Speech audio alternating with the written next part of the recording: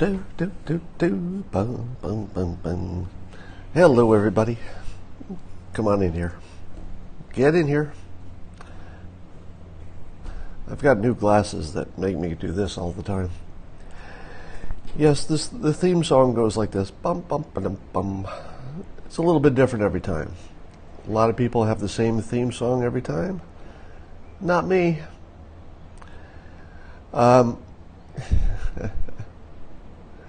Talk about depression. I'm not sure why you want me to talk about that.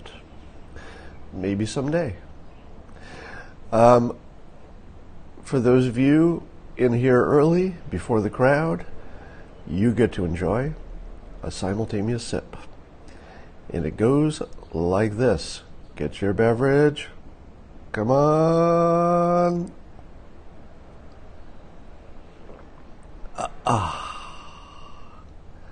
It's more delicious than the tears of my enemies. I'm using my iPad to do my Periscope today, which is my first choice. I use my phone sometimes if I'm in a different room or I just don't feel like getting my iPad. All right, let's talk about Jim Acosta first. You probably saw the news that he was asking a bunch of questions during the president's press conference about his health. It was a press conference, and the president just said, out, and he was escorted out of the room. Soon after, he tweeted, this being Jim Acosta,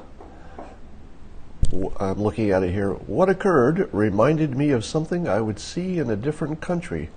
Certainly not at the White House, certainly not in the U.S. Now, here's the problem with that statement. He is explicitly comparing the United States to less good countries. The same week that we found that when the president compares other countries to the United States, famously calling them shitholes, it was widely interpreted that he was talking about the people in the countries being somehow shit. Now, I don't think he said that, but if we're going to be, I think he was talking about the economic situation in those countries, which is not, that's not necessarily the fault of the citizens in the country. Could be the fault of the government, for example. But when Jim Acosta says that the United States is bigger than some countries, he's not really talking about Europe, is he? He's talking about third world countries who tend not to be so white. Okay?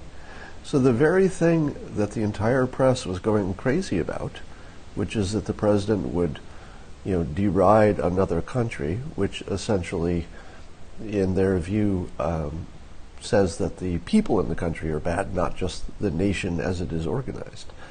Now, while I don't agree with that, I think you can criticize a country and its government and still hold the people innocent. That would be my preference. Jim Acosta just did exactly the same thing. He just said other countries are, inferior in this important way with the United States.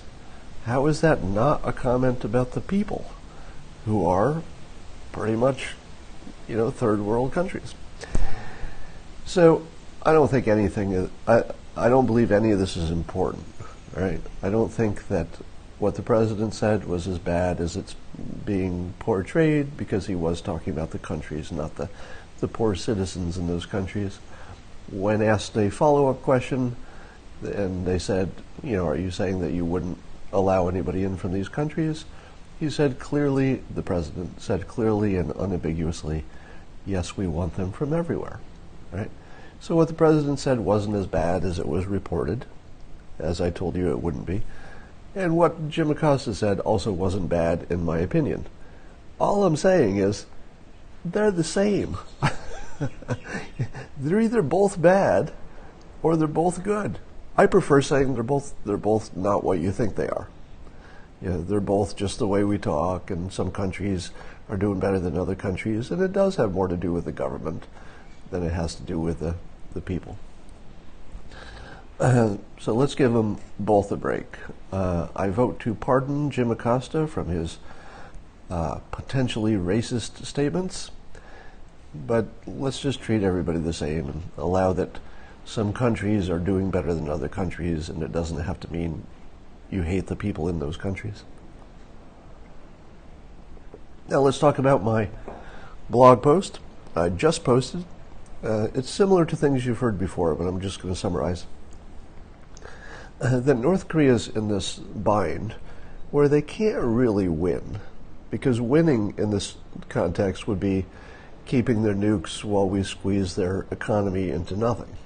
And that's not really winning, especially if a war is sparked in the meantime. But they do have one path, which I explained in my blog post, to not just winning, but winning harder than any country has ever won. He has the potential to win really, really hard, and it would be easy. All he would have to do is propose a deal or accept a deal in which North Korea decided to become what I call the Switzerland of the East. Now keep in mind he went to school in Switzerland, Kim Jong-un did, so he kind of knows that's a country that operates really well and has a standard of living like he could never imagine for his own people under the current situation. But if he were to give up his nukes, he's going to have to get something in return, unless we just crush him economically and there's no choice. So he has two choices: being crushed economically or pivot. And I think that China, Russia, US, and South Korea would all be pretty happy if his pivot was, hey, will the UN declare us a neutral zone like Switzerland and let us build up our economy, we'll give up our nukes, you give up your offensive weapons, and we'll have a 100-year plan for unification. It's kind of the best deal he could get, and it's not just the best deal he could get, it's the greatest deal any country could ever get, to have other people protect you while you build up your economy in peace. Now, I'm not sure every prior U.S. president would have agreed to that, but I'm pretty sure President Trump would, under the right situation, right? And once one president has agreed that they're neutral, future presidents will sort of be bound by that. I can't see a future president saying, I've decided you're not neutral anymore, we're going to build up our army, unless North Korea did something different, such as reinstitute their military.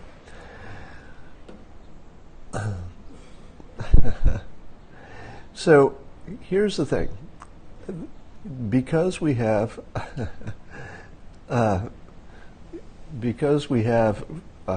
interesting situation where we have a master persuader, as I call him, President Trump, someone who really understands the mental game, the psychological impact of things, and at the same time Kim Jong-un seems to be a similar character. He does understand the mental game, he understands the psychology of it. The two of them can make a deal because they're operating on the same plane, probably without any really misunderstandings. I think everything's kind of clear at this point. So I think the two of them could make a deal, and they'd both come out with Nobel Peace Prizes, as would China's Xi and maybe Putin too. You could have a four-way Nobel Peace Prize, turn North Korea into Switzerland to the north, have a 100-year plan for reunification so that the current people alive don't have to close the deal. If it's 100 years, you have all the time you need to work out the details, lots of confident steps along the way. The Olympics is a confident step, increasing travel would be a confident step, etc. Now the alternative is that North Korea loses out on the internet because North Korea can't have an internet and also expect that their current system of government and the way they live can survive. It just can't. Information will bring down the country eventually. So in 100 years, there is no hope at all that there's going to be a Kim regime the way we see it now, because information can't be stopped. Eventually even North Korea will have information, and once they have it, that's going to be the end of the regime. So the North right now, if they started now, they could actually still be in power in 100 years, but they're going to have to figure out how to fix things, how to slowly give their citizens information, the internet, access to the internet, etc.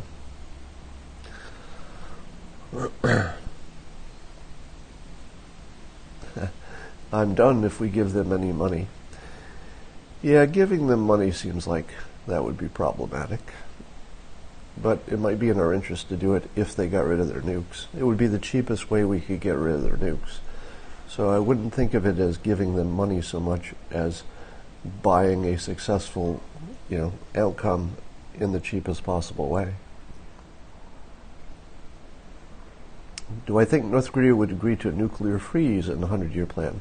No, I'm suggesting that you don't even talk about the 100-year plan until you've agreed to a Switzerland model in which they give up their nukes right away, or very soon, in return for the bigger countries giving them military protection for all time.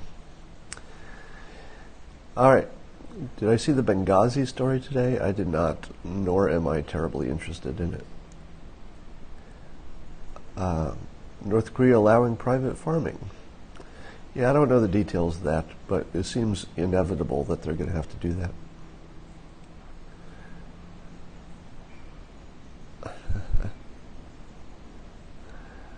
Are the fake news awards tonight?